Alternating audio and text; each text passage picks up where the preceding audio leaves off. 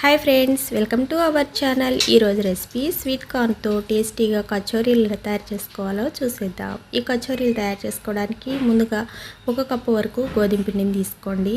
ఇందులోకి 1 పావు స్పూన్ అంతా వాము, అలాగే రుచికి సరిపడా సాల్ట్, 1 టేబుల్ స్పూన్ ఆయిల్ కూడా వేసుకోండి. ఇలా వేసుకున్న తర్వాత మొత్తం కలిసేటట్టు ఒకసారి ఈ విధంగా బాగా కలుపుకోవాలి. ఇలా కలుపుకున్న తర్వాత కొద్ది కొద్దిగా వాటర్ పోసుకుంటూ చపాతీ పిండి ముద్దలా కలుపుకోండి. ఇలా ఈ పిండిని వీలైనంత బాగా కలుపుకోవాలి. ఇలా కలుపుకుని మూత పెట్టేసి పక్కన పెట్టుకోండి.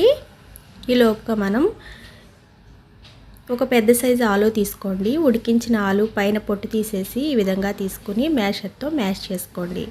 ఇలా మ్యాష్ చేసుకున్న తర్వాత ఇందులో 1 కప్పు వరకు ఉడికించిన స్వీట్ కార్న్ని యాడ్ చేసుకోండి.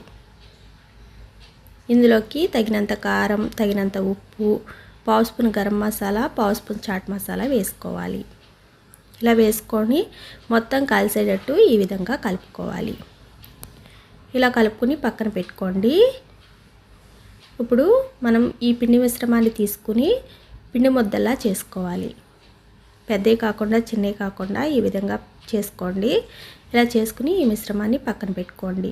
స్వీట్ కార్న్ మిశ్రమం కూడా తీసుకుని వీటిని కూడా ఉండలుగా చేసుకోవాలండి. ఇలా చేసుకుని వీటిని కూడా పక్కన పెట్టేసుకోండి. ఇప్పుడు ఒక చపాతీ ముద్దను తీసుకుని ఈ విధంగా కచోరీలాగా చేసుకోవాలి. ఇలా హోల్లా చేసుకుని లోపల స్వీట్ కార్న్ మిశ్రమాన్ని పెట్టేసుకుని క్లోజ్ చేసేసుకోవడమేనండి.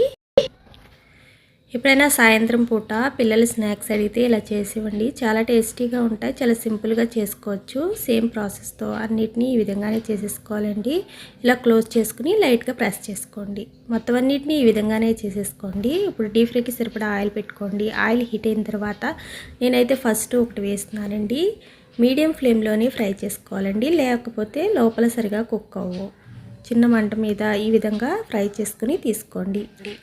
సేమ్ ప్రాసెస్తో మొత్తం అన్నిటిని ఈ విధంగానే వేసేసుకుని 2 వైపులా తిరగతిప్పుకుంటూ ఫ్రై చేసుకోండి. గోల్డెన్ బ్రౌన్ కలర్ వచ్చేంత వరకు ఫ్రై చేసుకున్న వీటిని పచ్చిమిర్చితో సర్వ్ చేసుకుని సాస్తో తింటే చాలా టేస్టీగా ఉంటాయండి. ఈ రెసిపీ మీకు నచ్చితే లైక్ చేయండి. Thanks for